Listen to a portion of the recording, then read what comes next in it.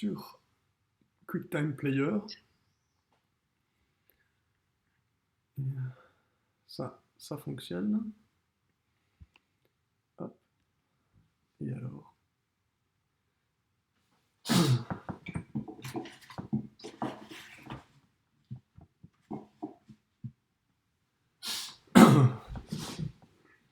Bah écoute, voilà, c'est parti.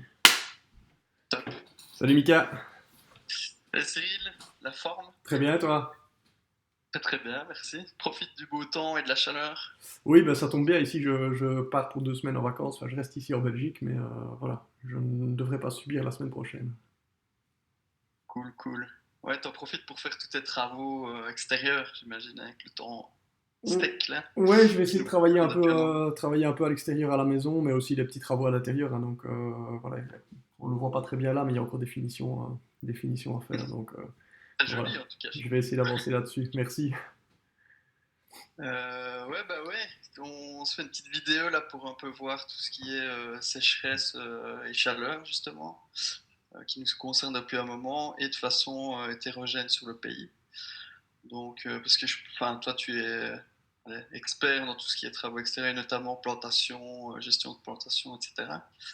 Et donc, c'est la bonne occasion pour faire le point, et notamment par rapport aux bonnes pratiques, via cette situation météo particulière. On va en parler parce que ça fait un moment que ça dure. On est le 17e mois ici consécutif, des températures au-dessus des moyennes à Uccle. C'est pas anodin. Ouais. Et on se dirige de plus en plus vers une sécheresse ici agricole, en tout cas pour le centre du pays, qui est la région, entre guillemets, la moins sujette à la sécheresse actuellement, parce qu'on a eu des passages perturbés, si tu te souviens bien, fin juin, notamment le passage du Boéco, là, les orages violents du 27 au 26 ou 26 ou 27 juin, pardon. Ouais.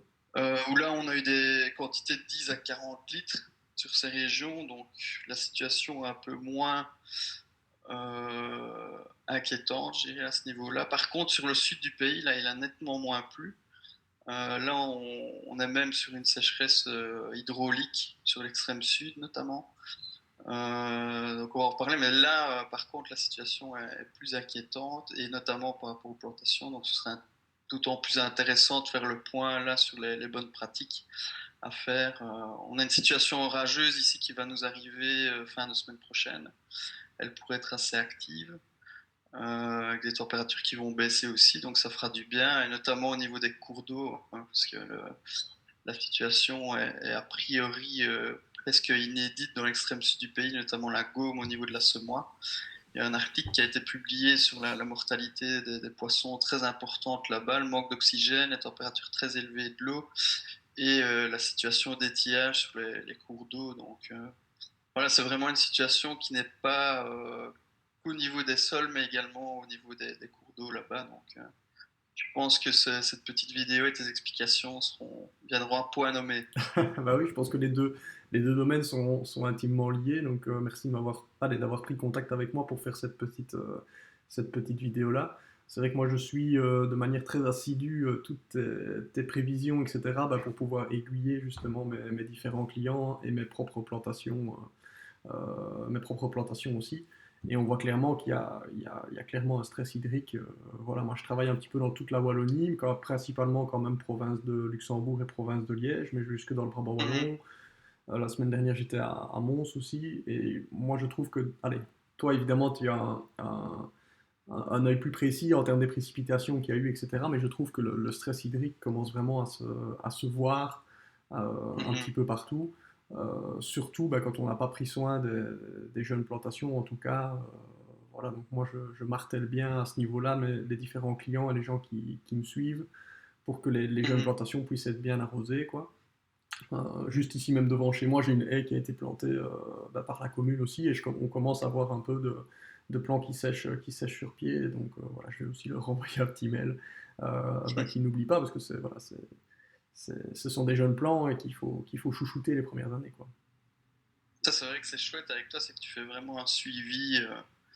Tu suis la situation justement par rapport à la situation météo qui a eu lieu et qui se profile. Et tu envoies des petits mails pour dire ce qu'il faut faire, enfin tes petits conseils, donc ça, c'est très chouette. Puis c'est vrai que moi, c'est plutôt les chiffres Et toi, bah, il y a la vision du terrain et tu constates, bah, apparemment, comme tu le dis, bah, cette sécheresse. Est-ce que tu vois une disparité au niveau géographique du stress hydrique Bah, pas, allez, c'est pas net. Je trouve que jusqu'ici, la plupart des plans ont quand même réussi à plus ou moins s'en sortir, quoi. Mhm, Mais là, je vois vraiment qu'on est au point de bascule, en tout cas. Et sur les 2, 3 dernières semaines, il y a plein d'endroits où je passe et je vois qu'il y a des jeunes plantations, que ce soit des arbres, des alignements, dans des vergers ou ce genre de choses-là. Et je vois que ça commence à être en berne. mhm. Sauf, en tout cas chez les clients chez qui je suis passé, qui m'ont dit non, non, on a bien arrosé et les arbres ont l'air d'être bien partis, quoi. Euh, Mhm, voilà. Et ça, même sur des plantations qui ont déjà 5 ou 6 ans, ben, le fait qu'ils aient bien suivi les recommandations les années précédentes, enfin, ici je suis retombé sur l'article hein, qui est ici, qu'on avait coécrit ensemble, on le voit ici au-dessus avec Info Météo.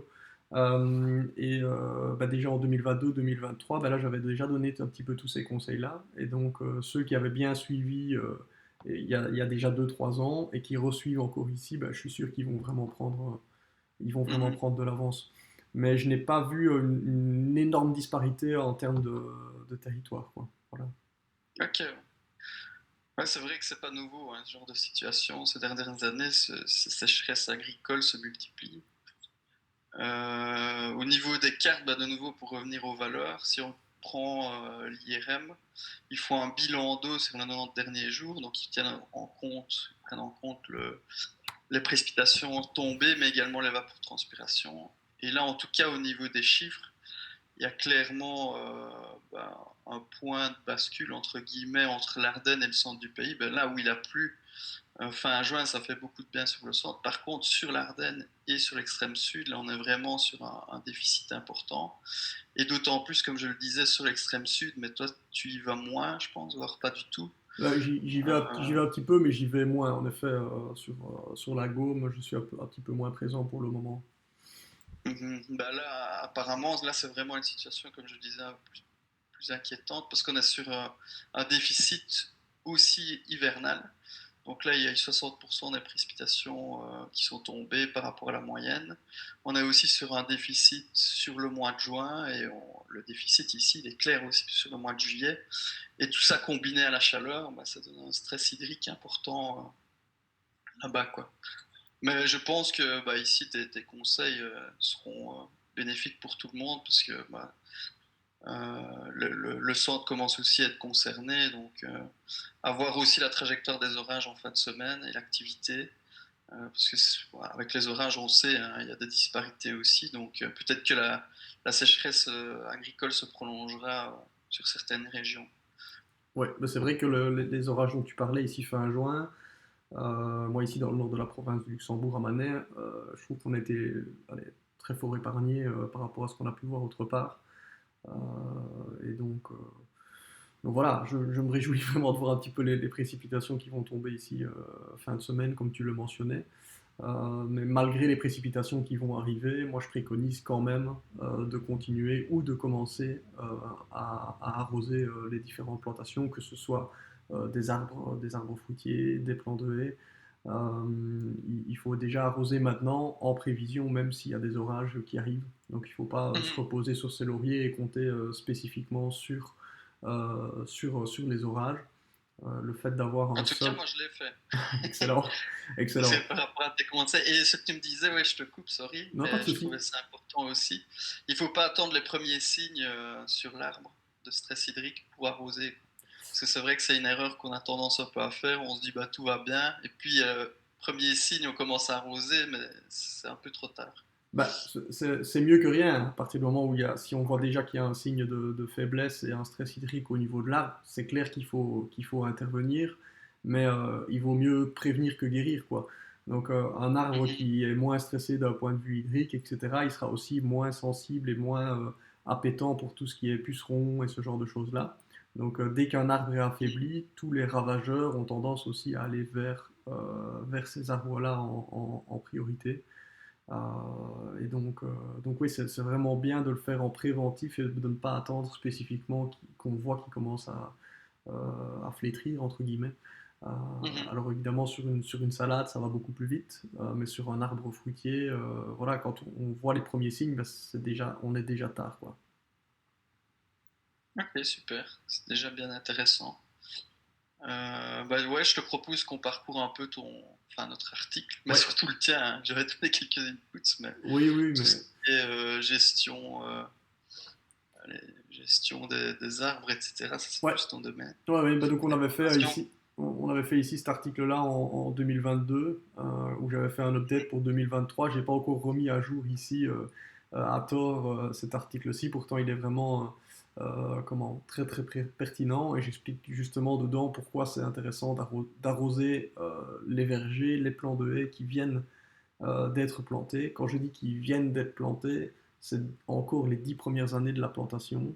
Parce que Ah moi, ouais, je quand même. considère vraiment que, allez, en étant large, hein, si on ferait déjà les cinq Mhm. six c'est déjà bien, mais je trouve que les premières années, en termes d'installation, que ce soit pour les plants de haies ou les arbres, c'est vraiment critique, quoi. Donc, si l'arbre est Mhm. bien parti, a été bien chouchouté les premières années, ben, on voit vraiment une très, très grosse différence. Et évidemment, en fonction du sol, bah, ça joue encore un rôle. euh, Allez, il y a un effet multiplicateur. Je vois, moi, j'ai un client du côté de l'Imelette, dans le Brabant wallon. Bah, il est vraiment sur une sablière, donc le sol est très, très, très, très sec. On a quand même pris le pari de planter là-bas et je pense que ça va très bien aller. Mais ce qui est bien, c'est Mhm. qu'il suit vraiment toutes les recommandations et les arbres ont l'air de super bien se porter. Mais sur un arbre, enfin sur un sol comme celui-là, bah, évidemment, l'effet multiplicateur de sécheresse est beaucoup plus important, quoi. Donc, Mhm. et donc voilà. Ouais, c'est vrai qu'il y a beaucoup de paramètres qui rentrent en compte, hein, comme l'exposition là aussi. Ouais, ouais, ouais, ouais, Si ouais. l'arbre est au soleil toute la journée, le paillage éventuel, Ouais, la gestion du gazon autour. ouais, Euh, ouais, ouais. Ça, on va en parler ici juste après, mais c'est vrai que moi, ici, dans mon jardin, qui est plutôt ombragé, bah, j'ai encore quelques arbres qui sont en jauge, etc., plus un fruitier que j'avais planté pour la naissance de mon fils. mhm. Euh, Bah, vu qu'ils sont beaucoup plus dans un milieu ombragé, etc., bah, il y a besoin de beaucoup moins d'arrosage quand même. Je vois bien qu'ils se portent vachement mieux qu'un arbre qui serait vraiment en plein cagnard. Euh, Mhm. le problème, c'est que quand on plante un arbre fruitier, on essaye justement de le mettre au maximum dans la lumière pour qu'il ait un maximum de photosynthèse et qu'il puisse faire de beaux fruits et qu'il puisse arriver à maturité. Donc voilà, ma jauge, là où je stocke mes arbres fruitiers, ça c'est spécifique. Et c'est très bien qu'elle soit finalement à l'ombre comme ça, donc ça permet de bien conserver les arbres. Et pour celui pour mon Mhm. fils, ben voilà, mon jardin n'est pas très grand et est quand même fort ombragé. Donc voilà, il s'en sort mieux, quoi. Donc grosso modo, pourquoi, c'est vraiment ce que j'explique ici dans l'article, pourquoi est-ce qu'il faut arroser les arbres fruitiers? Ben, faut se dire qu'un arbre fruitier ou un arbre de manière générale, un plant de haie qui sort de pépinière, ben, en fait, il a été chouchouté en pépinière. Que ce soit Mhm. en termes de petits produits, de désherbage au niveau du pied, d'arrosage en cas de grosse sécheresse comme on a ici. Ben, évidemment, eux, comme c'est leur revenu, ils font tout ce qui est allez, euh, dans leurs mains, leur possible, pour arriver à sortir les plus beaux arbres possibles. Et donc, bah, déjà en pépinière, du coup, on l'arrache, on le remet Mhm. en jauge chez moi, je le réarrache, je le replante chez le client. Et donc, bah, ils ont déjà un stress par rapport à ça. Et en plus de ça, comme ils sont livrés à eux-mêmes dans un sol qui est plus pauvre que celui en pépinière, où il n'y a pas de Mhm. petits perlimpinpin qui est ajouté, ben voilà, c'est plus compliqué pour eux, quoi. Et alors, lors de l'arrachage aussi, ben, il n'y a rien à faire, il y a une partie des racines qui est cassée, et ce sont celles qui sont en profondeur, quoi. Ouais, Et j'allais donc, dire. C'est vrai que leur système racinaire n'est pas encore adapté au nouveau sol et à ces états de stress hydrique vu qu'ils n'en ont jamais eu, quoi. voilà, et ça, c'est encore d'autant plus critique, évidemment, les premières années, parce que les arbres n'ont pas eu le temps encore de développer ce système racinaire vraiment en profondeur. Et c'est ça qu'on va essayer de faire en priorité les premières années, pour qu'il soit bien installé, privilégier la croissance du système racinaire et la croissance des branches et des feuilles, de la masse foliaire, pour justement qu'il y ait un maximum de photosynthèse, et Mhm. au détriment du fruit. Donc moi je dis toujours qu'il faut enlever les fruits les premières années. Comme ça, l'arbre peut vraiment se concentrer au niveau de la croissance, et c'est encore plus important bah, des années comme ici, quoi. Donc Mhm. ici, je suis déjà passé un petit peu dans des vergers et on voit clairement que les arbres sont en train de sélectionner eux-mêmes et font tomber Ah ouais, pas la mal de nature est fruits. bien faite. Ouais, ouais, la nature est bien faite, mais l'idée c'est enfin, tous ces petits gestes d'enlever les fruits les premières années, l'arrosage, etc. Ben, on facilite et on envoie l'arbre dans la bonne direction, quoi. Donc, si lui aurait mis Mhm. un mois à s'en rendre compte qu'il devait vraiment lâcher les fruits, ben, on le fait déjà avant et alors il se focus, il se concentre vraiment sur faire des racines et faire du bois, quoi. Et donc ça, c'est vraiment super important. Et du coup, le fait d'arroser, pour l'élément spécifique au niveau de l'arrosage, ben, ça va permettre d'avoir une meilleure reprise au niveau de ces Mhm. arbres-là. Ils seront mieux partis, mais surtout, ils seront plus vigoureux. Donc, ils seront plus résilients par rapport à toutes les attaques qu'ils pourraient avoir. Et donc, un arbre fruitier, les premières années, une fois qu'il est bien implanté, ben, tout va aller mieux, quoi. Il sera plus vigoureux, plus fort, il va pousser plus vite. Il sera plus résilient par rapport à toutes les attaques qu'il pourrait avoir. Donc c'est ce que j'expliquais tout à l'heure. Un arbre qui est déjà affaibli, ben, tout ce qui est champignons, ravageurs et des conditions extrêmes comme on a ici, ben, voilà, il sera plus vulnérable par rapport à ça s'il n'a pas été arrosé, quoi. Donc, Est-ce que tu penses à un ravageur qui est plus actif justement dans ce type de conditions très sèches et très chaudes? euh, pas vraiment là comme ça, mais de manière générale, je trouve que toutes les attaques de pucerons, etc., c'est plus qu'ils sont déjà là, et c'est un Mhm. facteur multiplicateur, le fait qu'il y ait la sécheresse en cours en même temps.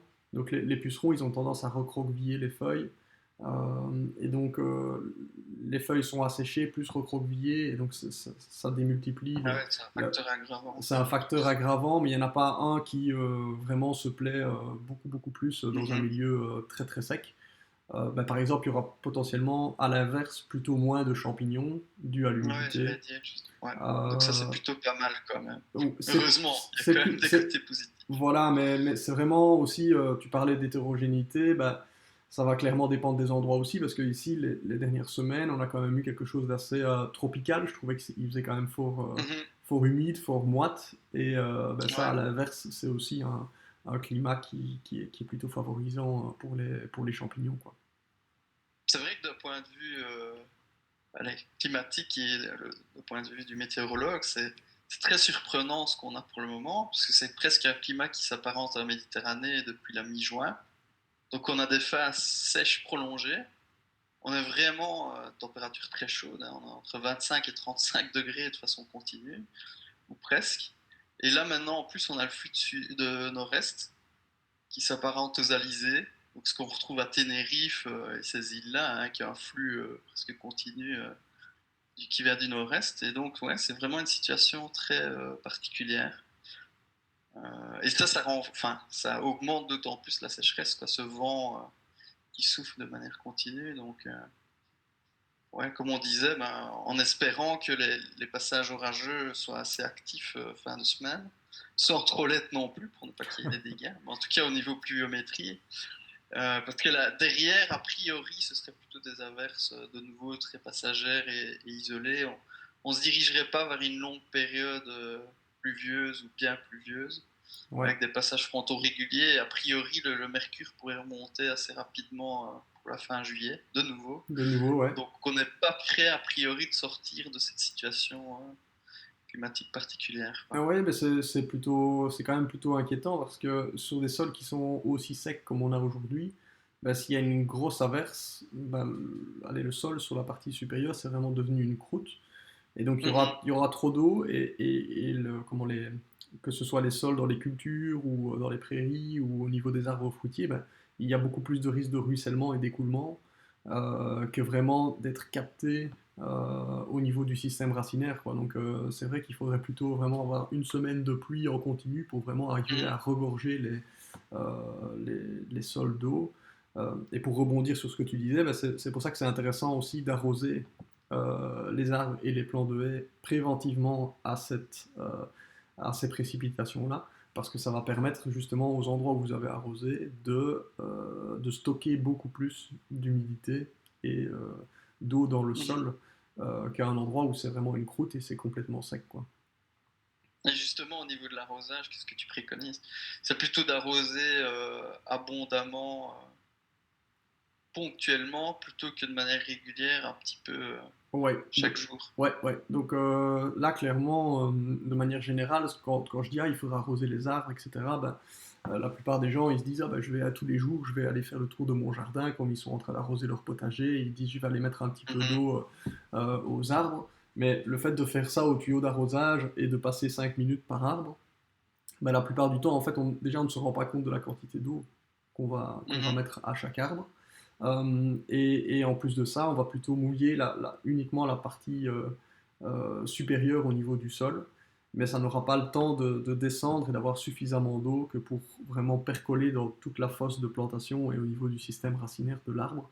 Et ça, c'est vraiment ce qu'on a envie, quoi. Et le fait mhm. d'arroser de manière superficielle sur le dessus de l'arbre 5 minutes par arbre, simplement en ayant le jet pas trop fort, euh, on va favoriser le développement du système racinaire en surface. Et le problème, c'est Mhm. que du coup, si on ne continue pas à suivre, ben, le système racinaire se développe en surface et à chaque sécheresse, chaque moment un petit peu plus chaud, ben, ce système racinaire-là subit un stress et se dessèche. Et donc nous, Mhm. ce qu'on veut vraiment, c'est avoir un arrosage qui est en profondeur et qui permet justement d'irriguer l'ensemble du système racinaire et de prévenir contre une autre vague de chaleur, quoi. Sinon, ben, Mhm. on ne fait que se rajouter du travail et l'arbre ne développe pas le système racinaire là où on a envie. On a envie qu'il se démerde tout seul et qu'il aille chercher l'eau tout seul, quoi. Et donc, ma recommandation, c'est vraiment de travailler avec un seau de 10 à 15 litres. Et je sais pas moi, si vous avez 5 arbres fruitiers dans votre jardin, ou 6 comme chez toi par exemple, bah, Mhm. le premier arbre, on va d'abord lui mettre 10 litres d'eau gentiment comment, en mettant l'eau petit à petit au niveau de la fosse de plantation. Et on passe à l'arbre suivant. On fait comme ça chacun des arbres. Et puis une fois qu'on a fini les 6 arbres, on revient au premier et on remet une deuxième fois 10 litres. Par le passé, j'avais tendance à dire que 20 litres par arbre, c'était bien. Ici, je pense qu'on pourrait même, vu le stress, parfois Mhm. augmenter et plutôt espacer les arrosages de 8 à 10 jours. Et alors, bah, quand on a vraiment 30 degrés, bah, tous les 10 jours, c'est bien. Ici, quand on était monté à 40, une fois par semaine, c'est pas trop. Mhm. Et de plutôt bah, privilégier allez, 20 à 30 litres. En fait, le but, c'est d'imiter comme s'il y avait une grosse précipitation, en fait. D'imiter la Ouais. pluie. Donc, de ne pas faire une irrigation, mais d'imiter la nature et la pluie pour qu'il ait vraiment une grosse quantité d'eau et d'essayer de tout mettre au niveau de la fosse de plantation. Parce qu'évidemment, si le sol est redescendu après la plantation et que c'est complètement sec et qu'il y a une grosse croûte, c'est pour ça que c'est important de le faire tout doucement, sinon toute l'eau va s'écouler, particulièrement si on est dans un terrain en pente, bah, comme il y a une Mhm. croûte sur le dessus, bah, tout s'écoule et ça ne va pas au niveau du trou de plantation, quoi. Ok, super. De bons conseils. Bah, c'est amusant de se dire que allez, la façon dont on va arroser nos arbres va influencer sa résilience, enfin, va influencer leur résilience pour les années futures, quoi. Ouais, c'est assez Ça, c'est contre-intuitif. quand même un paramètre important. C'est assez contre-intuitif. On peut se dire aussi, ouais, la nature va se démerder toute seule, etc. Mhm. Voilà. C'est vrai que si on n'arrose pas du tout, bah, ceux qui vont passer à travers, a priori, ils sont vraiment très très résistants. C'est juste que d'un Là, point c'est de... la sélection naturelle, C'est hein. la sélection naturelle, voilà. C'est pas Euh, ce qu'on veut pour nos arbres, quoi. On veut qu'ils mais perdurent tous dans le temps. ben voilà, après celui qui a tout à fait le budget et qui n'a pas le temps, ben voilà, il peut arracher, Mhm. replanter, etc. Je dis toujours qu'il ne faut pas faire d'acharnement thérapeutique non plus au niveau des jeunes plantations ou ce genre de choses-là. Et si après 4, 5, 6 ans, l'arbre il n'est pas parti, ben, autant le remplacer, quoi. Euh, mais, Mhm. euh, mais le problème, c'est que la combinaison de tous ces facteurs-là aggravants avec les sécheresses, le truc, ben, ça commence à faire beaucoup. Donc là, il vaut mieux l'aider, quoi. Ok, super. Et j'y pense, est-ce que tu vois au niveau des plantations, notamment de haies, des espèces qui pourraient être plus sujettes à la sécheresse, justement, qui auraient besoin d'une attention particulière en cette période? Non, je pense que c'est global. Il n'y a pas une variété ou une essence particulière qui a besoin au niveau d'un arrosage. C'est clair que si quelqu'un plante un olivier, il va mieux se comporter que si on plante Mhm. un fruitier qui vient d'ici, parce qu'il a besoin de plus d'un sol sec. Une lavande va très bien se développer cette année, par exemple. Mais Mhm. voilà, de manière générale, dans les plantations qui sont effectuées ici avec des plantes de chez nous, euh, ben c'est assez, c'est pas disparate quoi. Enfin, voilà, quand je prends la haie qui est vraiment ici devant chez moi, il n'y a pas une essence en particulier qui Mhm. souffre plus que les autres quoi. Ouais, chez moi, c'était plus le hêtre qui avait du mal. Mais C'est bon, c'est peut-être lié aussi au type de terrain, ben, plus le lourd hêtre, et c'est vrai que le hêtre, mais le assez hêtre argileux. de manière générale est un peu plus, un peu moins résilient en termes de plantation et un peu plus dur à reprendre au début. Mais ça, c'est indépendant de la sécheresse, quoi. Mhm. Donc, Ok, ouais, super. ça au niveau du hêtre. Voilà, et alors dans ton cas spécifique aussi, souviens-toi, c'était le hêtre pourpre qui n'avait Ouais. vraiment pas bien fonctionné et c'était tous les hêtres pourpres, quoi. Mhm. Donc je pense qu'il y avait simplement eu un. Enfin, moi je sais que les différentes étapes en termes de processus de récolte des plants, etc., bah, tout avait été similaire et voilà, et je pense qu'il y avait eu un petit problème au niveau du pépiniériste sans boxer la raison de son côté. Mhm. Mais je pense que cette année-là, au niveau de la plantation, c'était spécifiquement plutôt à ce niveau-là. Voilà. Mais le hêtre a quand même un peu plus de mal à reprendre, un peu plus, voilà, par rapport à une aubépine, par exemple, Mhm. qui est plus résistante, plus rustique, quoi. Ok, bien intéressant tout ça. Et donc au niveau d'une... Et Pardon, je t'ai coupé. ouais, mais je pensais, c'est parce que j'y pense maintenant, mais au niveau de l'arrosage, c'est plutôt le soir, hein. Oui, le soir ou le matin. Après, la plupart du temps, je dis aux gens, faites-le quand vous pouvez, quoi. Si Mhm. les gens le font déjà en plein milieu de la journée, je suis déjà content. C'est pas perdu, quoi. C'est pas perdu. Il n'y a Donc rien de négatif à faire ça bah, il vaut aux heures les mieux, plus chaudes. il vaut mieux enfin, c'est moins agréable pour la personne déjà. Ouais, ouais. C'est plus dur physiquement. Mais clairement, euh, il vaut mieux le faire le matin ou le soir. Ça, c'est vraiment kiff-kiff. Allez, dans la littérature ou les échanges que je peux avoir, c'est vrai qu'il y en a beaucoup qui disent, par exemple, qu'il vaut mieux arroser le matin abondamment plutôt que le soir. Comme ça, Ah on ouais. évite de créer un climat. Ce sera plus au niveau du maraîchage, alors j'ai envie de dire pour ce conseil-là, Mhm. mais de créer moins un climat humide pendant toute la nuit et favoriser le développement de champignons ou même Ah ouais. les limaces par exemple qui vont être du coup beaucoup Mhm. plus actives, même si dans une période de sécheresse comme ça on est relativement tranquille. Mais si on arrose systématiquement le soir, ben, elles ont un terrain humide qu'elles adorent pendant toute la nuit. Tandis que Mhm. si on arrose le matin, eh ben, enfin, leur période d'action sera beaucoup plus faible. Et donc il vaut mieux arroser, en tout cas dans un potager, le matin. Et alors ben, l'eau s'infiltre bien dans le sol et en superficie, ben, ça sèche plus rapidement. Et donc les limaces prolifèrent moins. Ok, bien intéressant aussi. Ouais, j'avais pas pensé à ça. C'est vrai que les limaces, surtout pour le maraîchage, enfin, c'est un paramètre à prendre en Oui, compte. c'est clairement, voilà, mais dans le cadre de fraisiers ou ce genre de choses-là, ben voilà, ce sont des ravageurs quand même aussi à avoir en plus. Donc Et voilà. tiens, curiosité, je sais pas si tu as la réponse, mais les limaces, dans ce cas-ci, elles se cachent où en fait? C'est sous terre, hein, quand il fait sec comme ça. Je pense qu'elles sont sous terre, ouais, ouais. Ah ouais. Mais j'ai pas spécifiquement Donc au la moindre réponse. arrosage, elles remontent. C'est vrai qu'elles réapparaissent vite, hein, c'est fou. Ouais, ouais, ouais, ouais. Après, dans un climat allez, très sec comme ça, il faut déjà vraiment beaucoup d'eau pour qu'elles réapparaissent, quoi. Voilà. Mhm. Euh, le stress hydrique, il fait trop chaud, non. Enfin, voilà. Après, j'ai pas de potager ici chez moi, donc j'ai pas l'œil tout le temps dessus.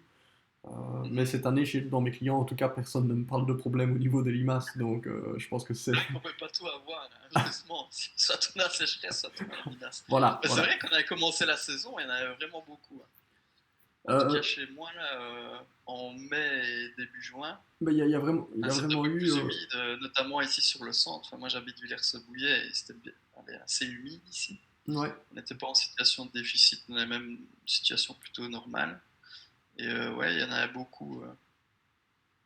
Bah, corrige-moi si je me trompe, mais on a vraiment eu avril très sec, mai beaucoup plus humide, et puis juin de nouveau très sec, quoi. Donc il y a eu Ouais, cette période d'un mois où il y avait beaucoup plus de précipitations, et là elles sont ressorties, mhm, quoi. de façon plus Donc régulière, des températures un peu plus fraîches aussi, voilà, un ouais. peu plus proches des moyennes du moins. Et Ouais, pour chez nous, enfin, en tout cas, Nord-Ardennes, centre, c'était clairement bénéfique et assez pluvieux. Par contre, de nouveau, ouais, extrême sud, sud-Ardennes, là, ça fait un moment qu'ils sont en situation de sécheresse, quoi. Ouais, il faut que j'aille me Donc là, les balader jusque-là. précipitations étaient moins actives.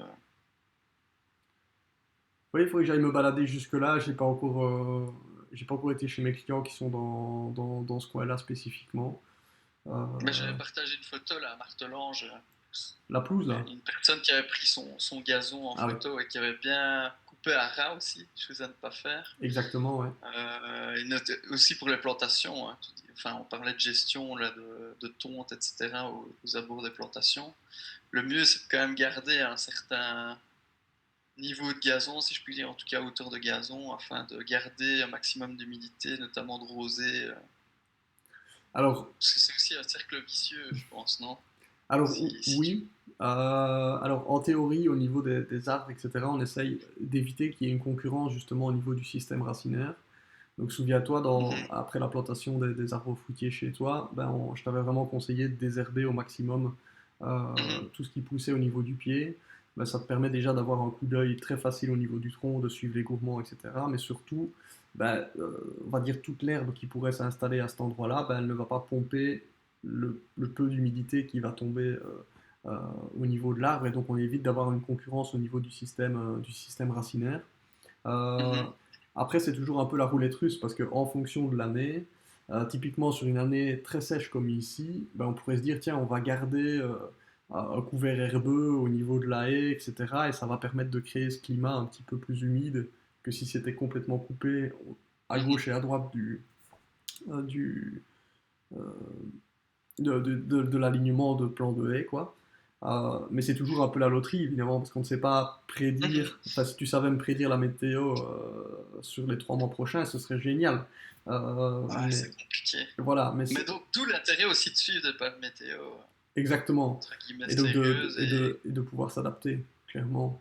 Donc, Ouais, on fait bien, je pense aussi, de faire une vidéo pour ça, parce que c'est pas aussi simple que ça. On pourrait croire que, mais il faut toujours une gestion raisonnée et voilà, qui s'adapte aussi à la situation. Parfois, enfin, une gestion est bien dans certaines situations et l'opposé est mieux dans d'autres, quoi. Donc, il faut savoir s'adapter aussi et ouais, ouais. pas se focaliser sur une gestion en particulier, je pense. Ah non, non, au niveau de la nature, notamment tout ce qui est taille des fruitiers, tout ça, etc., je dis toujours que la règle numéro un, c'est l'observation.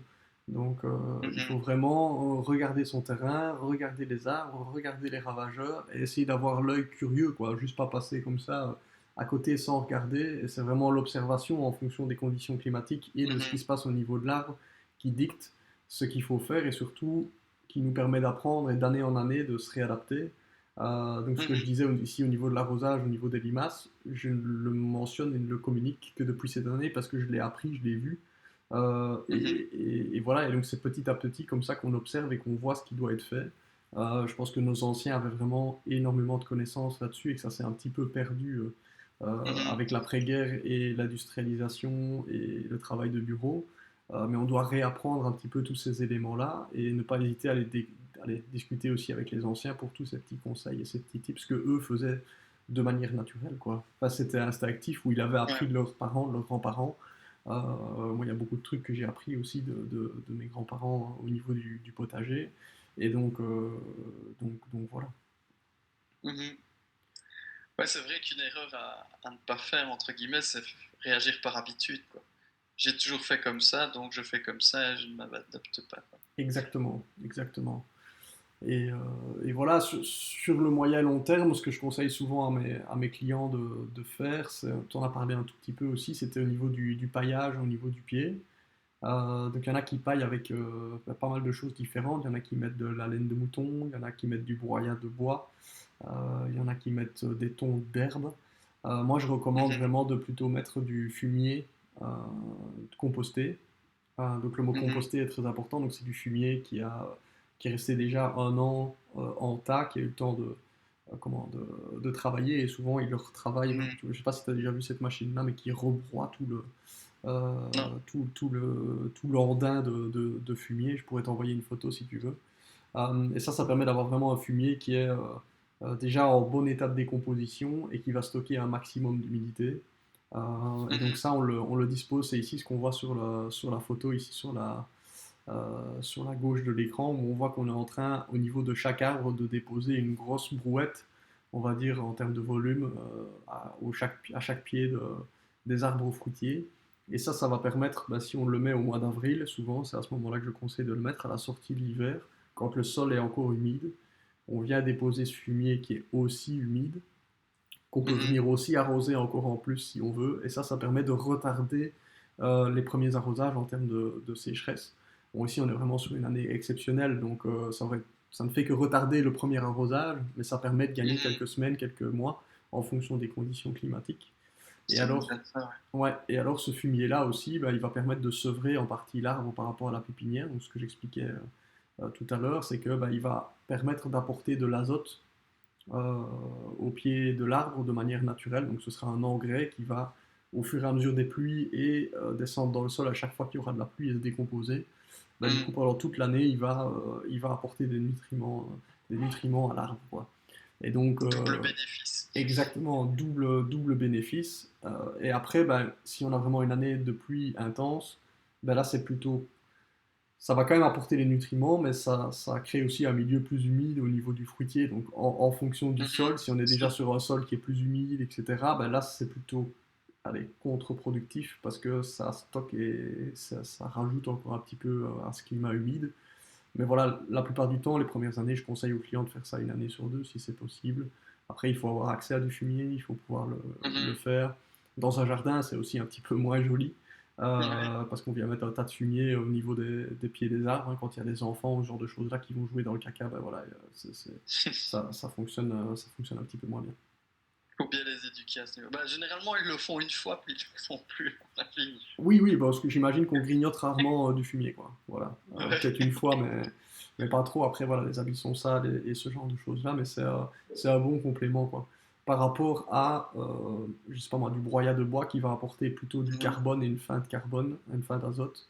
Donc, Ouais, sinon, il faut plutôt faire un combo à la tonte de gazon et mais, broyage de bois, c'est ça. mais de nouveau, avoir Mélanger un déjà peu les deux, ouais. mélanger un peu les deux et qu'ils soient déjà Ouais. compostés, quoi. Alors que la Pour plupart du avoir quand temps, même les un gens, apport d'azote et pas que ça voilà, devienne une fin d'azote au ouais, fur et à mesure du temps. ouais. Et donc voilà.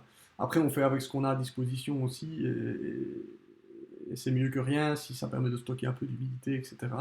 Mais de nouveau, s'il y a trop de, qu'on parlait des ravageurs, s'il y a trop de campagnols, Mhm. ben, le fait de mettre une couverture comme ça permet aussi aux Mhm. campagnols d'être protégés des rapaces et de se sentir à l'abri. Et donc voilà, c'est quelque chose que je fais un peu au cas par cas. S'il y a vraiment beaucoup de campagnols, je vais plutôt prioriser l'arrosage et demander à essayer de gérer mieux le campagnol plutôt que de mettre le fumier, quoi. Mhm. Parce que sinon, ce serait un facteur aggravant. Ah, j'ai pensé à toi, parce que j'en ai vu l'un ou l'autre des campagnols Donc, ben, au voilà. jardin, dans Donc, les zones que je ne tombe pas. ouais. Donc ils se réfugient là, mais étant donné que je désherbe, enfin que j'enlève en tout cas les adventices autour des fruitiers, bah, pour le moment je suis épargné à ce niveau-là. Ouais. Mais, ouais, d'où l'intérêt de le faire, et c'est vrai qu'on pourrait penser pour la biodiversité, etc., laisser pousser au pied des fruitiers, mais comme tu le dis avec les campagnols, etc., ça pourrait avoir un effet plutôt négatif sur le long terme, quoi. En tout Ouais, cas si on ne les protège pas, quoi, au ouais, niveau du pied. clairement, ici, comment, euh, on a tendance tu vois, cette image d'un verger avec un énorme pré fleuri en dessous, Mhm. c'est magnifique. Mais qui dit arbre fruitier dit logiquement pâturage ou alors tonte rase, dans l'idéal. Mhm. Au plus grand, au plus grand c'est autour de l'arbre, au mieux c'est. Et donc voilà, si on veut faire des zones refuge biodiversité, bah, comme on a fait un petit peu chez toi, bah, il faut essayer de les maintenir quand même un peu à distance au niveau des fruitiers. Et alors, c'est de nouveau de l'observation. Et peut-être que tu vas te dire, mais en fait, là, j'ai trop de campagnols. Ben, pendant 2 ans, cette zone-là, je vais la tondre. Comme ça, les Mhm. rapaces pourront venir, les campagnols vont partir et ils iront plutôt dans les jardins des voisins, quoi. Donc, de nouveau, observation et puis on se réadapte, quoi. Mhm. Super, bah c'était vraiment intéressant en tout cas tout ça.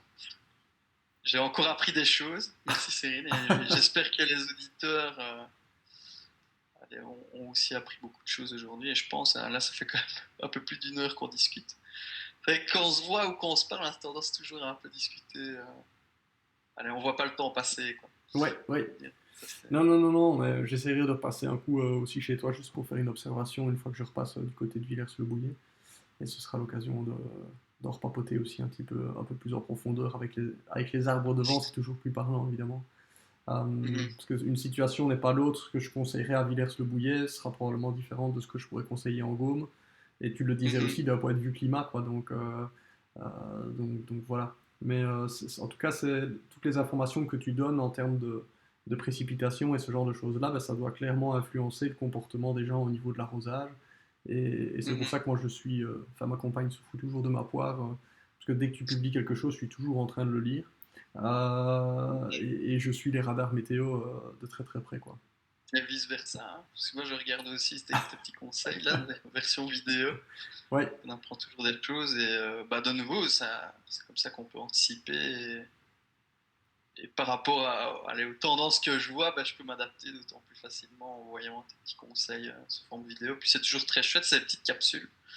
Donc c'est aussi, je conseille les gens qui nous regardent à consulter tes petites capsules vidéo parce que c'est très rapide et on sait ce qu'on a à faire grosso modo la semaine qui vient ou les 2 semaines qui viennent. Donc ouais. merci pour le temps que tu prends aussi à faire ça. De rien, c'est vrai que ça prend un petit peu de temps, mais allez, finalement quand on se met dedans, on se prend un petit peu au jeu et on voit que les gens aiment bien et qui suivent derrière. Donc voilà, je t'encourage vraiment à faire la même chose. Et peut-être essayer de basculer aussi tes points de temps en temps sous format vidéo. Euh, Peut-être que tu feras bientôt une petite présentation météo comme à la TV avec un C'est écran un à côté. support, ça demande aussi beaucoup de temps. Hein. Ouais, Commencer à faire des infographies, ouais, etc. ouais, ouais, ouais, ouais, ouais, ouais. Mais ouais, c'est vrai que c'est une idée. Mais je, allez, j'invite les gens qui nous regardent aussi à laisser un petit commentaire, à réagir. Parce que c'est une première hein, ici qu'on fasse ce format-là. Donc voilà, si vous avez des conseils ou des feedbacks, n'hésitez pas. Et j'espère que ça vous a plu en tout cas. Trop bien, bah oui, mais qui n'hésite pas à réagir évidemment en commentaire, d'avoir les observations un petit peu en fonction des différentes régions. Moi, ça me permettra aussi de conseiller un petit peu mieux Ah aussi, ouais. mes clients, mais aussi les personnes qui me suivent voilà, de loin, parce qu'il y en a même jusqu'en France.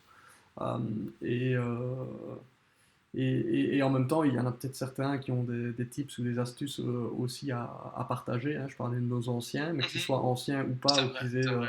testé certaines choses, bah, qu'ils n'hésitent pas à réagir à cette vidéo-ci aussi pour partager ça, parce que le but c'est qu'on puisse tous avancer dans la bonne direction et de ne pas spécialement se tirer spécialement dans les pattes. Voilà, Tout à fait. trop bien. Top. Bah écoute, Et merci à toi, Cyril. merci. C'était un plaisir de discuter et de partager de nouveau, parce que c'est vraiment ça, c'est du partage. Hein. On partage un peu de connaissances. Il y en a, enfin, les auditeurs, il y en a plein, je suis sûr, qui auront des conseils aussi, des observations aussi intéressantes. Et voilà, le but, c'est d'avancer tous ensemble. Merci pour ça, Cyril. Merci de ton temps, Avec plaisir. Avec plaisir. On se revoit bientôt que je pour sais d'autres que tu es petites bien capsules, occupé qui hein, sait. pour le moment, notamment point de vue professionnel, mais aussi familial. Hein. Ton petit bout, ton Yes. futur petit bout qui arrive. Yes, yes. On se tient au jus, ça va? Yes, à Allez, bientôt, Cyril. à bientôt. Ciao. Ciao.